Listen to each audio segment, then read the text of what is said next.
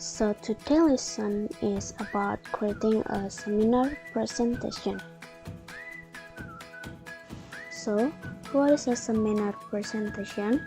A seminar presentation is an informal presentation given to explain about our academic research and open a discussion about it in a forum. And next, we will discuss about rundown for a seminar presentation. The first is opening. In this session, we officially open our seminar presentation by giving salutation for the audience. Like we introduce our name, then go straight to giving a brief introduction of our research. Then we give a slight description of what we are discussing. Then the next is explaining about the introduction of our research. In this session, we explain about the background of our study, including the reason of how and why. We have to give the audience enough information to relate to our research so that they are not plain audience. Okay, then the next is explaining about the literature review that we use. Then, after explaining about the background, we have to explain about how many research that we use in order to avoid plagiarism. This is truly important to make sure that we don't copy other people's ideas and to prove that we do our research by our own. Okay, so number 4 is explaining about the method that we apply. After that, we need to explain about the methodology that we apply to our research. Methodology is a technique used to solve the problem and analyze the data that we get. This is done so that the audience understand how we came to the discussion and the result of our research. And number 5 is explaining about the result and the discussion of our research. This is the most important part in which we show our audience how we analyze and break down the data one by one. This part provides the audience with rich information that the audience might probably question in the first place. The explanation of the result and discussion can enlighten other people to understand the core of our research. And the next is explaining the conclusion. The last part is explaining to the audience about the conclusion to make it easier for the audience to remember and get the whole substance of the research. Next is Q&A session. Next, opening a question and answer session for the audience help us to improve what our research is like of. And the last is closing. After all the parts above are complete, closing needs to be done. In this session, we have to thank all the audience for coming and discussing with us. And in the next slide, we will discuss about what to prepare for a seminar presentation. First is practice. Before presenting what we find, we have to practice to make sure that we will not mess up. And the second is look professional. Looking professional is important because it will make the audience pay attention to us. And the third is preview your slide. Previewing our slide is important so the audience who missed what we talked earlier can catch up with our recent discussion.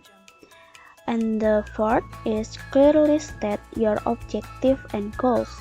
Setting our objective and goals is indeed crucial because the audience will get the core of our research by it. And this is the last, that is self-controlling. I have 2 points of it. First, you have to speak clearly and at a good pace. Giving clear voice and not speaking so fast are the basic things that we need to do.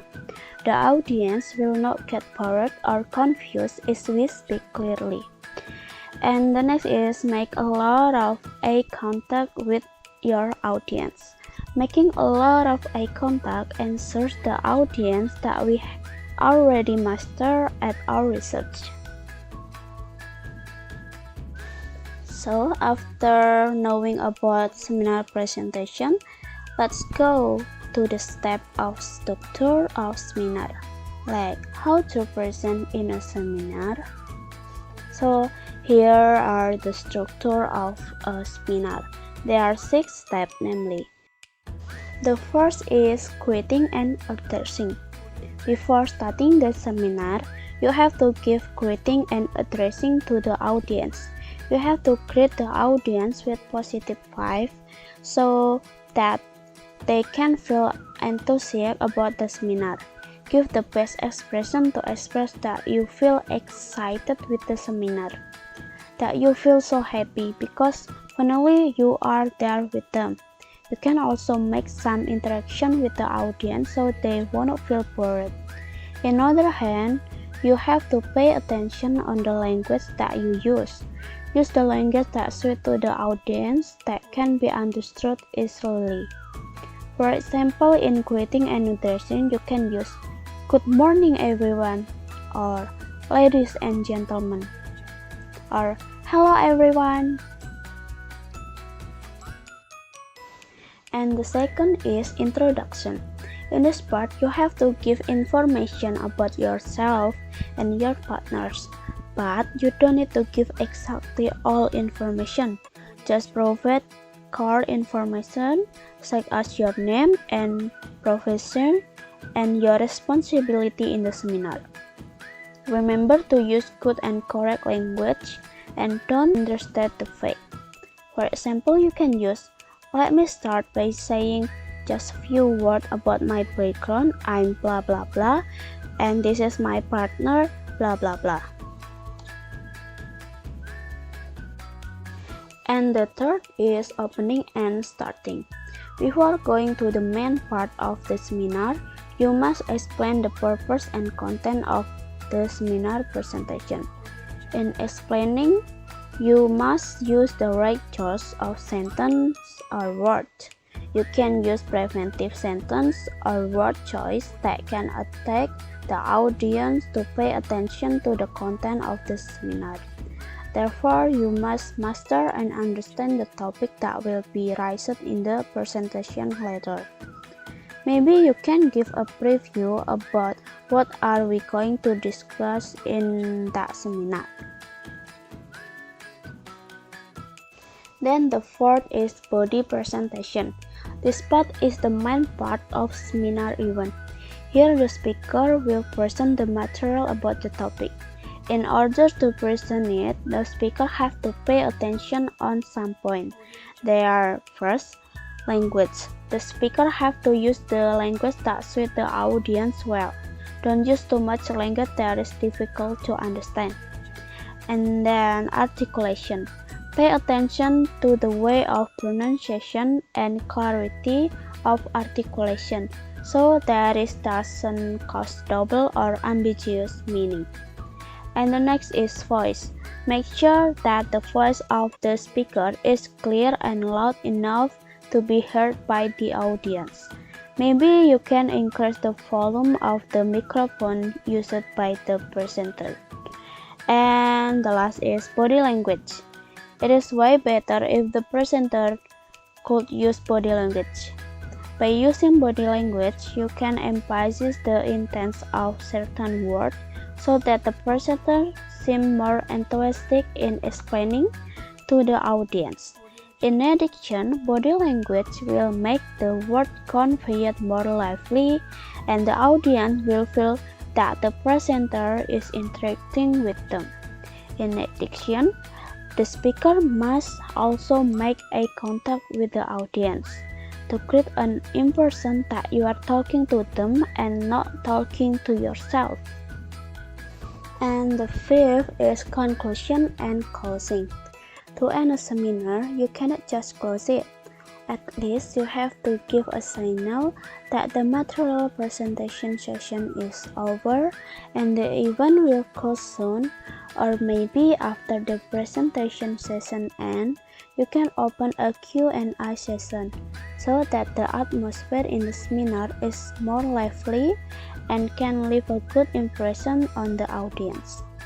In the seminar, the material presented in new material that some of the audience might not fully understand.